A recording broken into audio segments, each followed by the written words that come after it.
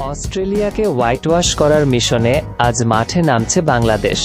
একটা সময় এমন শিরোনাম লেখার কথা ভাবাটাও ছিল কঠিন, কিন্তু এখন এটাই বাস্তব।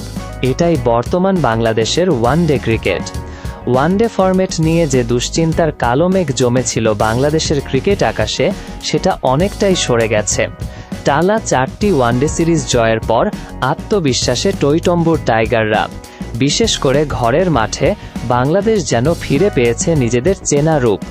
অস্ট্রেলিয়ার মতো শক্তিশালী দলকে প্রথম 2 ম্যাচে হারিয়ে 1 ম্যাচ হাতে রেখেই সিরিজ নিশ্চিত করেছে লাল সবুজের প্রতিনিধিরা।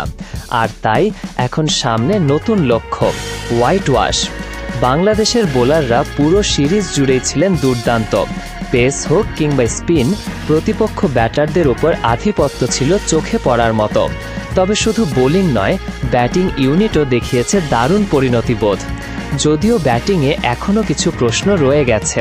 প্রথম ওয়ানডেতে দুর্দান্ত শুরু করার পরও 300 রানের মাইলফলক স্পর্শ করতে পারেনি বাংলাদেশ। দ্বিতীয় ম্যাচে আবার 200-র কম লক্ষ্য তাড়া করতে গিয়েও হারাতে হয়েছে 5 উইকেট। ম্যাচ জয়ের কারণে এসব আলোচনা খুব বেশি সামনে আসেনি। তবে টিম ম্যানেজমেন্ট যে বিষয়গুলো নিয়ে কাজ করছে সেটা বলাই যায়, কারণ ভালো শুরু পাওয়ার পর সেই ইনিংসকে বড় স্কোরের রূপ দেওয়ার অভ্যাস গড়ে তোলা এখন সময়ের দাবি। টপ অর্ডার যদি ভিত্তি তৈরি করে, তাহলে মিডল ও লোয়ার মিডল অর্ডারের কাজ হবে সেই ভিত্তির ওপর বড় পুঁজি দাঁড় করানো। হোয়াইট ওয়াশ নিশ্চিত করার ম্যাচে সেই দৃশ্যই দেখতে চাইবে বাংলাদেশের সমর্থকেরা। এদিকে মিরপুরের উইকেটও বদলে গেছে অনেকটা। যে মিরপুর একসময় ছিল স্পিনারদের স্বর্গ, সেই উইকেট এখন ব্যাটারদের জন্য অনেক বেশি সহায়ক। ঘাস থাকা উইকেটে বড় রান তোলার সংস্কৃতি গড়ে তোলা বাংলাদেশের জন্য খুবই গুরুত্বপূর্ণ, বিশেষ করে 2027 সালের ওয়ানডে বিশ্বকাপকে সামনে রেখে। দ্রুত রান তোলা, বড় ইনিংস খেলা এবং চাপের মুহূর্তে ম্যাচ নিয়ন্ত্রণ করা, এসব দক্ষতা অর্জন করতেই হবে টাইগার ব্যাটারদের। আর বোলিং, সেখানে আলাদা করে খুব বেশি কিছু বলার নেই। বর্তমান সময়ে পেস এবং স্পিন মিলিয়ে বাংলাদেশের বোলিং ইউনিট বিশ্বের অন্যতম সেরা। তাসকিন আহমেদ তো সম্প্রতি নিজেদের বোলিং আক্রমণকে বিশ্বের সেরা 3-এর মধ্যে রেখেছেন। তাই বোলাররা যদি নিজেদের স্বাভাবিক ছন্দ ধরে রাখতে পারেন, তাহলে অস্ট্রেলিয়াকে হোয়াইট ওয়াশ করার সম্ভাবনাও বেড়ে যাবে অনেকটাই। সিরিজ ইতোমধ্যেই নিশ্চিত, তাই শেষ ম্যাচে কিছুটা পরীক্ষা নিরীক্ষা দেখা যেতে পারে। মেহেদী হাসান মিরাজ পুরোপুরি ফিট না হলে অধিনায়কের দায়িত্বে দেখা যেতে পারে নাজমুল হোসেন শান্তকে। একাদশের সুযোগ পেতে পারেন নুরুল হাসান সোহান, রিশাদ হোসেন এবং শরীফুল ইসলাম।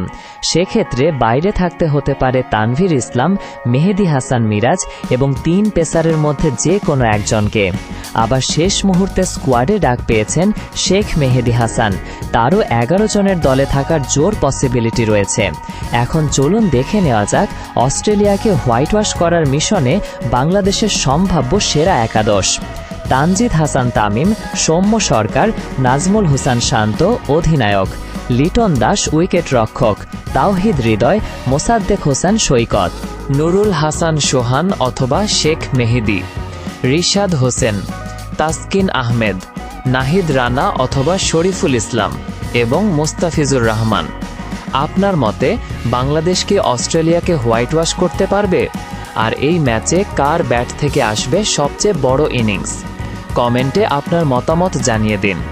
ভিডিওটি ভালো লাগলে একটি লাইক দিন। আর বাংলাদেশ ক্রিকেটের সর্বশেষ খবর, বিশ্লেষণ এবং ম্যাচ আপডেট সবার আগে পেতে সাবস্ক্রাইব করে সঙ্গে থাকুন মিক্স